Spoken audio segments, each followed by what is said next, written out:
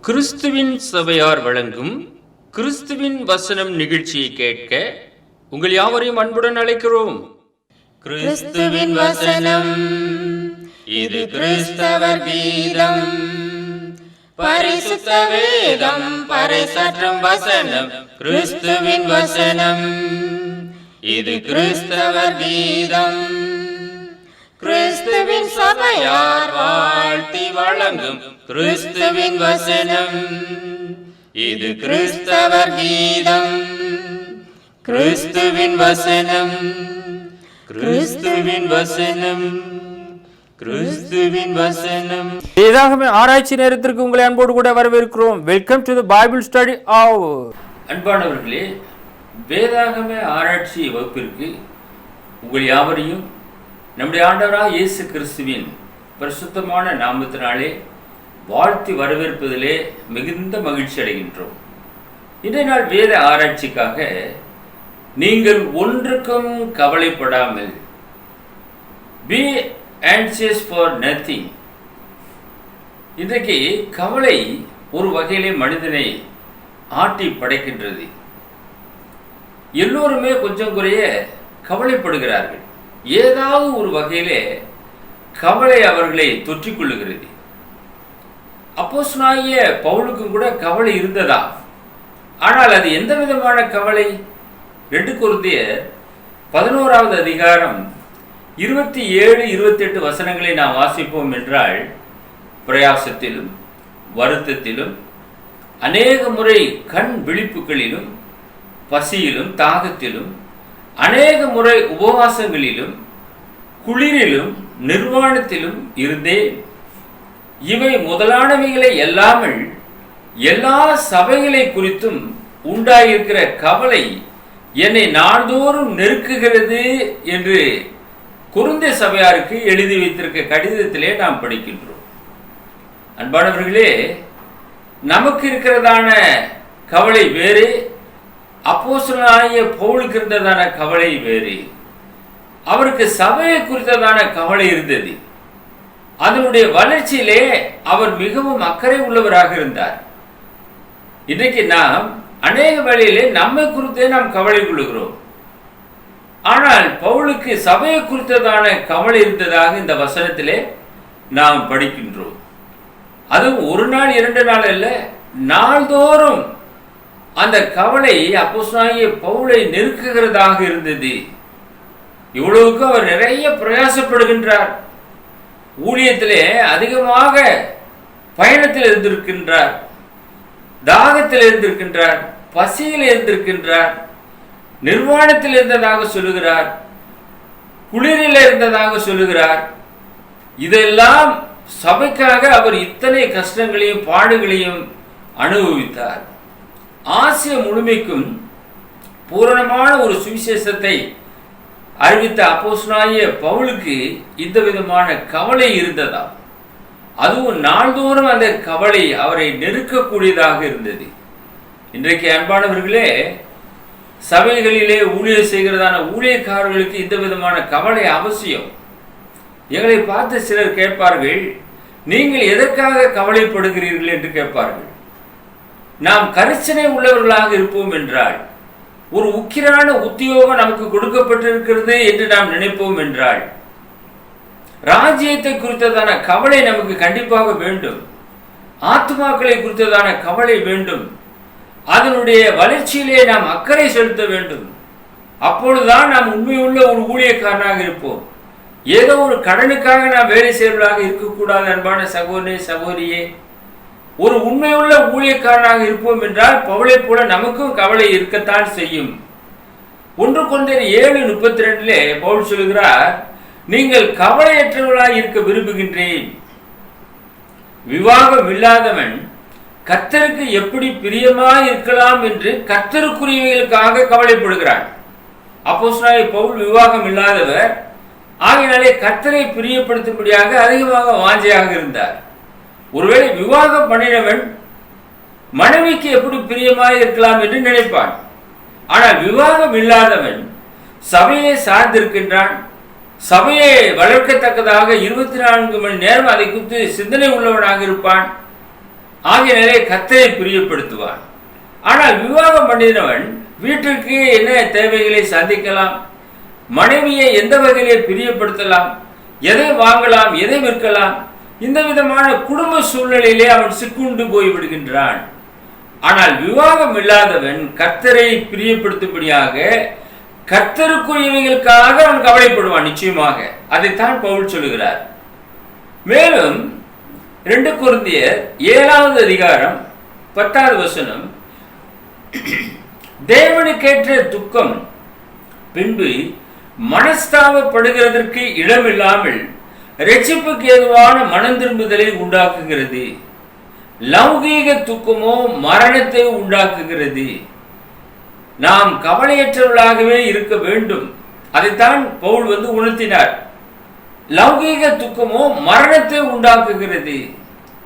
அன்பானவர்களே, உலக பிரகாரமான ஒரு துக்கம், அது இல்லையே, இது இல்லையே, ஒன்றும் கைகூடி வராமல் இருக்கிறது, இப்படி அநேக காரியங்களை, உலக பிரகாரமான காரியங்களை நினைத்து கொண்டே இருப்போம் என்றால் அந்த துக்கமானது நம்மை அமிழ்த்தி அப்படியே மரணத்துக்கு நேராக கொண்டு சென்று விடும்.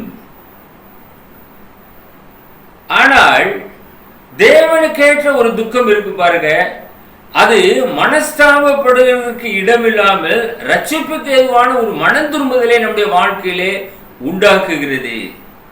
அதை நீங்கள் வாழ்க்கையிலே ருசித்ததுண்டா? நாம் துக்கப்படுவது மிகவும் சிறப்பானதாக இருக்கிறது. கர்த்தருக்கேற்ற காரியங்களிலே நாம் துக்கப்பட வேண்டும். பிரியமானவர்களே, 1 கொரிந்தியர் 7வது அதிகாரம் 20-22 வசனங்கள், அவனவன் தான் அழைக்கப்பட்ட நிலைமையிலே நிலைத்திருக்க கடவன். அடிமையாய் நீ அழைக்கப்பட்டிருப்பாயானால் கவலைப்படாதே. நீ சுயாதீனனாக கூடுமானால் அதை நலம் என்று அனுசரித்துக்கொள். கர்த்தருக்குள் அழைக்கப்பட்ட அடிமையானவன் கர்த்தருடைய சுயாதீனனாக இருக்கின்றான். அப்படியே அழைக்கப்பட்ட சுயாதீனன் கிறிஸ்துவுடைய அடிமையாக இருக்கின்றான். நாம் கிறிஸ்துக்கு ஒரு வேளையிலே அடிமைகளாக நாம் இருக்கின்றோம். நீதிக்கு அடிமைகளாக இருக்கிறோம். முன்னே பாவத்துக்கு அடிமைகளாக இருந்தோம். எனவே நாம் எந்த நிலைமையிலே நாம் அழைக்கப்பட்டவர்களாக இருக்கின்றோமோ, ஒருவேளை நீ அடிமையாக அழைக்கப்பட்டிருந்தால் அடிமையாக இருந்தாலும் பரவாயில்லை, நீ சுயாதீனனாக கூடுமானால் அதை நலம் என்று அனுசரித்துக் கொள் என வேதம் சொல்லுகிறது. நானும் ஒரு அடிமையாக இருக்கின்றேன், ஆகாதவனாக இருக்கின்றேன் என்று நாம் ஒருபோதும் சொல்லக்கூடாது. எந்த நிலைமையிலே நாம் அழைக்கப்பட்டிருக்கிறோமோ அந்த நிலைமையிலே நாம் இருந்து கொண்டு கர்த்தரை பிரியப்படுத்த முடியும். ஏன் வாட்ச்மேன் ஒரு சபையிலே அங்கத்தினராக இருக்கக்கூடாதா? ஒரு பேங்க் அதிகாரி தான் சபையிலே அங்கத்தினராக இருக்க வேண்டுமா? அல்லது ஆசிரியர் பணியில் இருக்கிறவர்கள் தான் ஒரு அங்கத்தினராக இருக்க வேண்டுமா சபையிலே? ஒரு ஆயாக்கள் கர்த்தருடைய சபையிலே அங்கமாக இருக்க முடியாதா? ஒரு ஏழைகள் இருக்க முடியாதா? அடிமைகள் இருக்க முடியாதா? யார் வேண்டாலும் இருக்கலாம். அடிமையும் இருக்கலாம், சுயாதீனனும் இருக்கலாம், வசதி படைத்தவனும் இருக்கலாம். எல்லோருமே சபையில இருப்பார்கள். ஆனால் நீ எந்த நிலைமையிலே அழைக்கப்பட்டிருக்கிறாயோ அந்த நிலைமையிலே இருந்து கொண்டு கர்த்தரை மகிமைப்படுத்த வேண்டும். ஐயோ, நான் வசதியாக இல்லையே, நான் அவனைப் போல இல்லையே, நான் இவனைப் போல இல்லையே என்று நாம் ஒருபோதும் சொல்லாதிருக்க வேண்டும். அன்பானவர்களே, நெகேமியா பாருங்க, பழைய ஏற்பாட்டு காலத்தில் வாழ்ந்த நெகேமியா புஸ்தகம் 2வது அதிகாரம் 2-3 வசனங்கள், ராஜ சமூகத்திலே மிகவும் துக்கமாக இருந்தாராம். அப்பொழுது ராஜா அவரை பார்த்து கேட்டார், நீ துக்கமுகமாய் இருக்கிறது என்ன? உனக்கு வியாதி இல்லையே? இது மனதின் துக்கமே ஒழிய வேறொன்றும் அல்ல என்றார். அப்பொழுது நான் பயந்து ராஜாவை நோக்கி, ராஜா என்றைக்கும் வாழ்க, என் பிதாக்களின் கல்லறைகள் இருக்கும் ஸ்தலமாகிய நகரம் பாழானதும் அதன் வாசல்கள் அக்கினியால் சுட்டெரிக்கப்பட்டதுமாய் கிடக்கும் போது நான் துக்கமுகத்தோடு இராதிருப்பது எப்படி என்றேன். ராஜாவை பார்த்து சொல்லுகிறார், இப்படியெல்லாம் இருக்கிறதே, எங்களுடைய நகரம் இந்த விதமாக பாழாய் போனது, அதனுடைய வாசல்களை அக்கினியாலே சுட்டெரித்து போட்டார்கள் எதிராளிகள். இப்படி இருக்கும்போது நான் துக்கம் இல்லாமல் எப்படி இருக்க முடியும் ராஜாவே என்று கேட்கின்றார். உண்மையான ஒரு பக்தி உள்ள ஒரு மனுஷனுக்கு சபையை குறித்ததான ஒரு துக்கம் இருக்கத்தான் செய்யும். பவுலுக்கு இருந்த துக்கத்தை போல இந்த நெகமியாவுக்கும் துக்கம் இருந்தது. அங்கே எருசலேமில் இருக்கிறதான தேவாலயம் அக்னியால் சுட்டெரிக்கப்பட்டது, அலங்கங்கள் சுட்டெரிக்கப்பட்டது. எத்தனையோ முறை இவைகள் சுட்டெரிக்கப்பட்டிருக்கிறது. நெகமியா காலத்திலும் அது அந்த விதமாக நடந்திருக்கிறது. என் பிதாக்களின் கல்லறைகள் இருக்கும் ஸ்தலமாகிய நகரம் பாழாய் கிடக்கின்றது ராஜாவே என்று அவர் துக்கத்தோடு ராஜாவின் இடத்திலே இதை பகிர்ந்து கொள்ளுகிறார். எனக்கு அன்பான சகோதரனே சகோதரியே, நமக்கும் இந்த விதமான துக்கம் அவசியம். சபையை குறித்ததான துக்கம் இருக்க வேண்டும். அப்போஸ்தலனாகிய பவுலுக்கு இருந்தது, நெகமியாவை போன்றவர்களுக்கு இருந்திருக்கின்றது. இன்றைக்கு நமக்கும் இருக்க வேண்டும். அதை எழுந்து கட்ட வேண்டிய ஒரு பொறுப்பு உடையவர்களாக இருக்கின்றோம். ஒரு உக்கிரான உத்தியோகம் நமக்கு கொடுக்கப்பட்டிருக்கிறது. அன்பான சகோதரனே சகோதரியே, அதை நீ அறிவாயா? ஆகையினாலே இந்த விஷயத்திலே நாம் கவலை கொள்ள வேண்டியது அவசியமாக இருக்கிறது. இயேசு கிறிஸ்து துக்கம் நிறைந்தவராக இருந்தாராம். இரண்டாவது நாம் தியானம் செய்கின்றோம். ஏசாயா 53வது அதிகாரம் 3 முதல் 5 வசனங்களை நாம் வாசிப்போம். அவர் அசட்டை பண்ணப்பட்டவரும் மனுஷரால் புறக்கணிக்கப்பட்டவரும் துக்கம் நிறைந்தவரும் பாடு அனுபவித்தவருமாய் இருந்தார். அவரை விட்டு நம்முடைய முகங்களை மறைத்துக் கொண்டோம். அவர் அசட்டை பண்ணப்பட்டிருந்தார், அவரை எண்ணாமற் போனோம். மெய்யாகவே அவர் நம்முடைய பாடுகளை ஏற்றுக்கொண்டு நம்முடைய துக்கங்களை சுமந்தார்.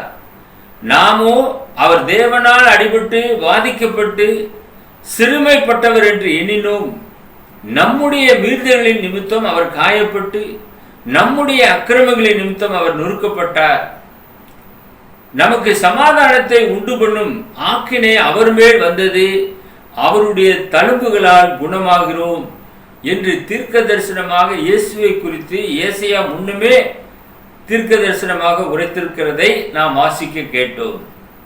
அன்பான சகோதரனே சகோதரியே, அவர் துக்கம் நிறைந்தவராக இருந்தார்.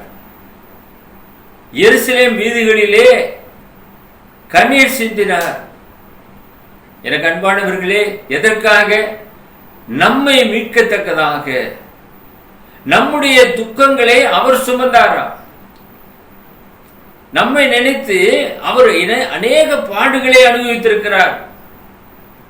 நாமோ அவர் தேவனால் அடிபட்டு வாதிக்கப்பட்டு சிறுமைப்பட்டவர் என்று எண்ணினோம். இஸ்ரவேலர்கள், யூத ஜனங்கள், தேவன் அவரை இப்படியாக சிறுமைப்படுத்துகிறார் என்று எண்ணினார்கள். அது தவறு. நம்முடைய மீறுதலின் நிமித்தம் அவர் காயப்பட்டார். நமக்காக சிலுவையிலே ஆணியடிக்கப்பட்டார். அவர் ஒரு பாவம் செய்யவில்லை. வாய் திறவாத ஒரு ஆட்டை போல இருந்தார். அன்பானவர்களே, அவரை சிலுவையிலே ஆணியடித்து கொலை செய்தார்கள். நம்முடைய மீறுதல், நம்முடைய அக்கிரமம், நம்முடைய பாவம் அவரை நொறுக்கினது.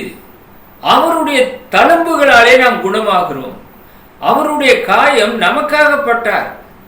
அவர் எந்த விதமான குற்றம் செய்யவில்லை.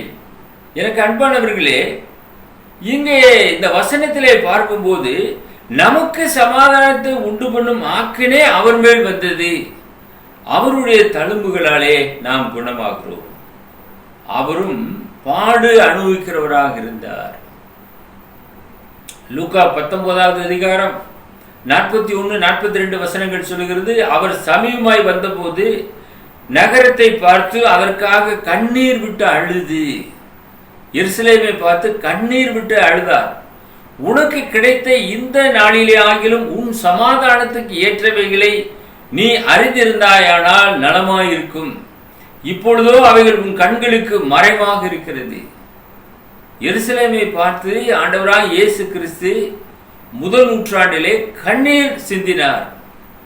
எருசலேமை பார்த்து மாத்திரமல்ல, இன்றைக்கு உலகத்தில் இருக்கிறதான அனைத்து பட்டணங்களையும் நகரங்களையும் பார்த்து அவர் கண்ணீர் சிந்திக் கொண்டிருக்கின்றார். உனக்கு கிடைத்த இந்த நாளிலே ஆகிலும் நீர் மனம் திரும்பினாள், தேவனுக்கு ஏற்ற காரியங்களை, சமாதானத்துக்கு ஏற்ற காரியங்களை நீ சிந்தித்து இருப்பாயானால் உனக்கு நலமாக இருக்கும். ஆனால் எத்தனையோ பட்டணங்கள் மனம் திரும்பாமல் அப்படியே அழிவை சந்தித்துக் கொண்டிருக்கிறது. தேவன் எதற்காக மனிதனை உண்டு பண்ணினார் என்ற அந்த நோக்கத்தையே மனிதர்கள் அறியாமல் தங்களை கெடுத்துக் கொண்டு தேவனுக்கு விரோதமாக எந்த அளவிற்கு வாழ முடியுமோ அந்த அளவுக்கு தங்களை கெடுத்துக் கொண்டு இருக்கின்றார்கள். சோதோம் குமரா பட்டணங்கள் இந்த விதமாக இருந்தபடினாலே அக்கினியினாலே அழிக்கப்பட்டது. மேலும் சொல்லுகிறார், நீங்கள் எனக்காக அழ வேண்டாம் என்று சொல்லுகிறார். அங்கு உள்ள ஸ்திரீகளை பார்த்து லூக்கா எழுதின சுவிசேஷம் 23வது அதிகாரம் 28வது வசனம்.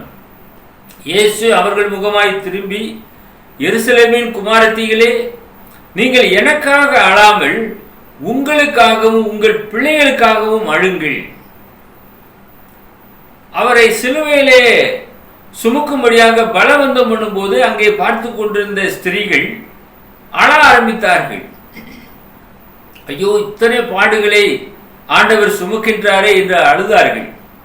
ஆண்டவர் அவர்களை பார்த்து சொல்லுகிறார், எருசலேம் குமாரத்திகளே, நீங்கள் எனக்காக அழ வேண்டாம், உங்களுக்காகவும் உங்கள் பிள்ளைகளுக்காகவும் அழுங்கள்.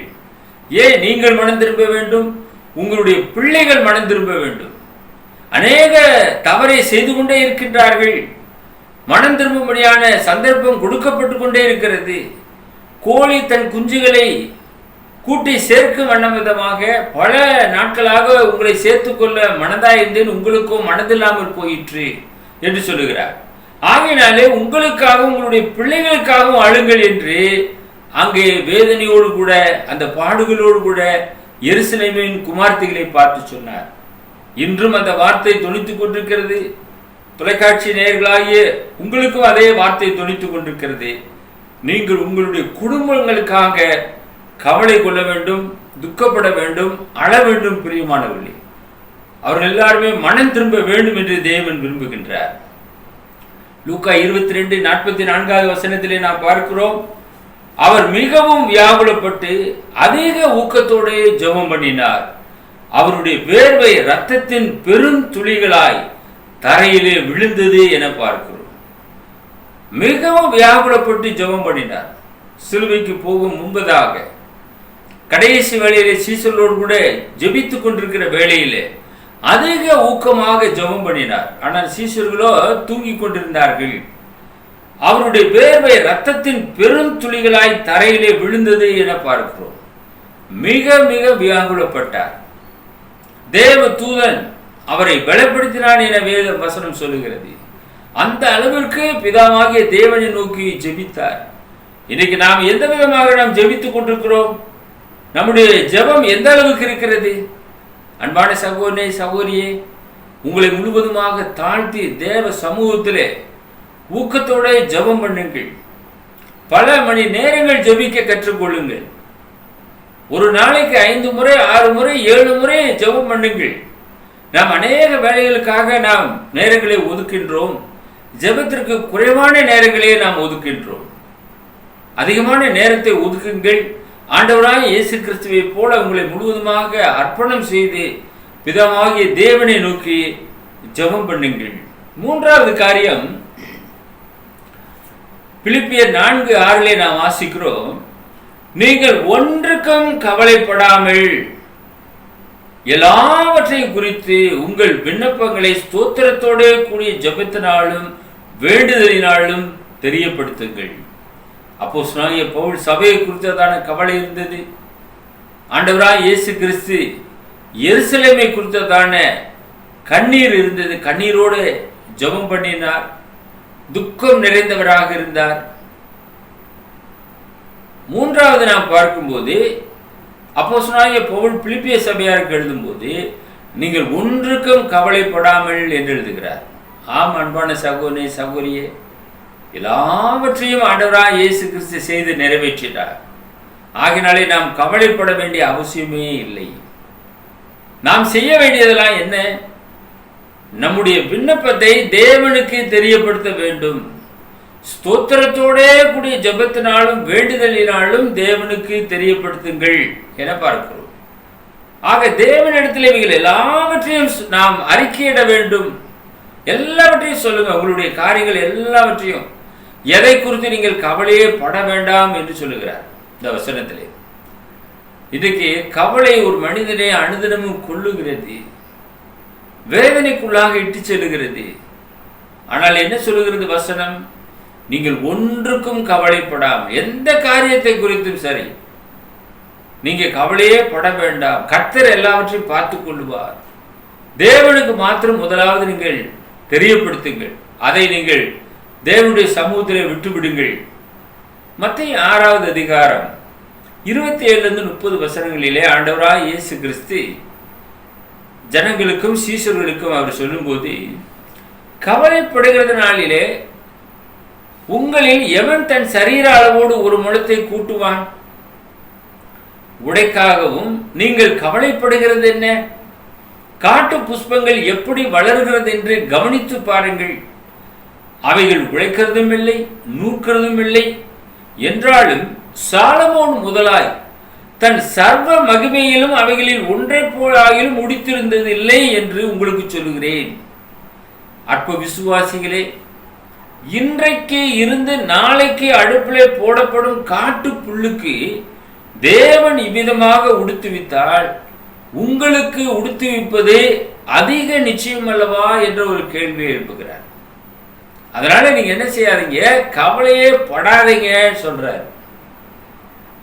இன்றைக்கு கவலை தான் மனிதனை ஆட்டி படைக்கிறது. எல்லாம் பேசி முடிச்சிருவாங்க. ஒரு வீட்டில் போயிட்டு வரோம்னுவாங்க. கடைசி ஒரு வார்த்தை சொல்லுவாங்க, கவலைப்படாதீங்க. எல்லாம் பேசியாச்சு, எல்லாம் தேற்றியாச்சு, ஆற்றியாச்சு.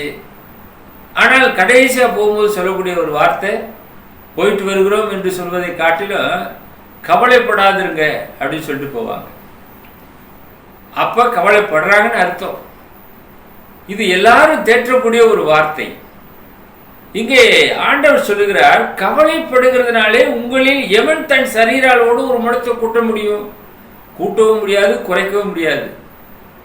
தேவன் நேர்த்தியாக சிருஷ்டித்திருக்கிறார் நம்மை, அவ்வளவுதான். ஏன் நீங்க கவலைப்படணும்? கவலையே படாதீங்கன்னு சொல்றார். எது எப்படி இருந்தாலும் சரி, கர்த்தர் எல்லாவற்றையும் பார்த்துக் கொள்வார் என்று அவருடைய சமூகத்தில் விட்டு விடுங்க. இன்னும் சிலருக்கு உடைக்காக கவலை, ட்ரெஸ்ஸே இல்லையே. எனக்கு அன்பானவர்களே, மனுஷகுமாரனுக்கு தலை சாக்கி இடமில்லை, அறிவீர்களா? அவருடைய வஸ்திரத்தை பங்கு போட்டுக் கொண்டார்கள், அறிவீர்களா? நீங்க ஏன் உடைக்காக கவலைப்படணும்? உதாரணம் சொல்றாரு, காட்டு புஷ்பங்களை பாருங்க, அவைகள் உழைக்கிறதும் இல்லை, நூற்கிறதும் இல்லை. என்றாலும் சாலமோன் முதலாய் தன் சர்வ மகிமைகளும் அவைகளில் ஒன்றை போலாயும் உடுத்திருந்ததில்லை என்று உங்களுக்கு சொல்லுகிறேன். சாலமோன் கூட அந்த விதமா உடுத்திருந்ததில்லை. அவ்வளவு விதவிதமான அழகழகாக இந்த காட்டு புஷ்பங்கள் வளர்கிறது. அவைகளுக்கெல்லாம் தேவன் எப்படி அவைகளை உண்டு பண்ணினார்? அப்ப அவைகளை பார்க்கல நீங்கள் விசேஷித்தவர்கள், அதுதான் சொல்றார். அற்ப விசுவாசிகளே, நீங்கள் இன்றைக்கு அடுப்பிலே போடப்படும் காட்டு புல்லுக்கு தேவன் இவ்விதமாக செய்தார் என்றால் உங்களுக்கு செய்வது அதிக நிச்சயம் அல்லவா? அதனால அந்த நம்பிக்கையோடு கூட இருங்க, கவலையே படாதீங்க அப்படின்ற சொல்ல வர்றார். இந்த விதமான ஒரு நம்பிக்கை உங்களுக்குள்ளாக இருக்கிறதா? தேவன் நம்முடைய தேவைகளை சந்திப்பார் என்று எண்ணுகிறீர்களா? நான் உன்னை விட்டு விலகுவதும் இல்லை, உன்னை கைவிடுவதும் இல்லை என்று சொல்லியிருக்கிறார். சதா காலங்களிலும் உங்களோடு கூட இருக்கிறேன் என்று சொல்லியிருக்கிறார். இவ்வளவு வாக்குத்தத்தங்கள் நமக்கு கொடுக்கப்பட்டிருந்தும் நாம் ஏன் கவலை கொள்ள வேண்டும்? மத்தேயு 6வது அதிகாரம் 31-32 வசனங்கள். ஆகையால் எண்ணத்தை உண்போம், எண்ணத்தை குடிப்போம் என்று கவலைப்படாதிருங்கள். இவைகளை எல்லாம் அஞ்ஞானிகள் நாடி தேடுகிறார்கள். இவைகள் எல்லாம் உங்களுக்கு வேண்டியவைகள் என்று உங்கள் பரமபிதா அறிந்திருக்கிறார். இதெல்லாம் நமக்கு வேணும் அப்படின்றது தேவனுக்கு தெரியும். பிள்ளையை பெற்றெடுக்கக்கூடிய தாய்க்கு தெரியும் அந்த குழந்தைக்கு என்னது தேவை என்று. அதே போல நம்மை உண்டாக்கின பிதாவாகிய தேவன் நமக்கு வேண்டிய எல்லாவற்றையும் சகலத்தையும் இந்த பூமியிலே வைத்து வைத்திருக்கின்றார்.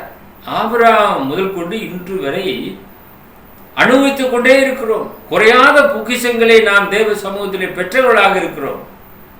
ஊற்று நீர் அப்படியே சுரந்து கொண்டே இருக்கிறது. பூமி விளைவித்துக் கொண்டே இருக்கிறது. ஆதாம் காலத்திலிருந்து இன்று வரை அது ஸ்டாப் ஆகவே இல்லை. அப்ப அந்த அளவுக்கு ஆசீர்வாதம் தோண்ட தோண்ட தோண்ட தோண்ட வந்து கொண்டே இருக்கிறது. எவ்வளவு அற்புதமான தேவன் என்று பார்த்தீர்களா? எத்தனை பேர் இதுவரைக்கும் இதில் சாப்பிட்டு இருக்கிறார்கள். எவ்வளவோ பேர் மரித்து போய்விட்டார்கள். எவ்வளவோ பேர் இன்னும் இந்த உலகத்திற்கு வர ஆயத்தமாக இருக்கிறார்கள். இந்த உலகம் தாங்கிக் கொண்டே எல்லாரையும் சுமந்து கொண்டே இருக்கின்றது. எவ்வளவு அற்புதமாக தேவன் சிருஷ்டித்திருக்கிறார் என்று பார்த்தீங்களா? பிறகு ஏன் நாம் கவலைப்பட வேண்டும்? எதற்காக கவலைப்பட வேண்டும்? எல்லாவற்றையும் தேவன் பார்த்துக் கொள்வார் என்று விட்டுவிடுங்கள். அதைத்தான் வேதம் சொல்லுகிறது. ஆகையால் எண்ணத்தை உண்போம், எண்ணத்தை குடிப்போம் என்று கவலைப்படாதீர்கள். இவைகள் எல்லாம் அஞ்ஞானிகள் தேடுகிறார்கள். தேவனை அறியாதவர்கள் இவைகள் எல்லாம் தேடுகிறார்கள். இவைகள் எல்லாம் உங்களுக்கு வேண்டியவைகள் என்று உங்கள் பரமபிதா அறிந்திருக்கிறார். ஆக நாம் தேட வேண்டியது ஒன்று இருக்கிறது. அது என்ன? மத்தேயு 6வது அதிகாரம் 33வது வசனம் சொல்கிறது, முதலாவது தேவனுடைய ராஜ்யத்தை அவருடைய நீதியும் தேடுங்கள், அப்பொழுது இவைகள் எல்லாம் உங்களுக்கு கூட கொடுக்கப்படும். Seek you first the kingdom of God and his righteousness, and all these things shall be added unto you. இவைகள் எல்லாம் உங்களுக்கு தேவன் கூட்டி வழங்குவார். அந்த நம்பிக்கையோடு கூட முதலாவது ராஜ்யத்தை தேடுங்கள். எது? சபை.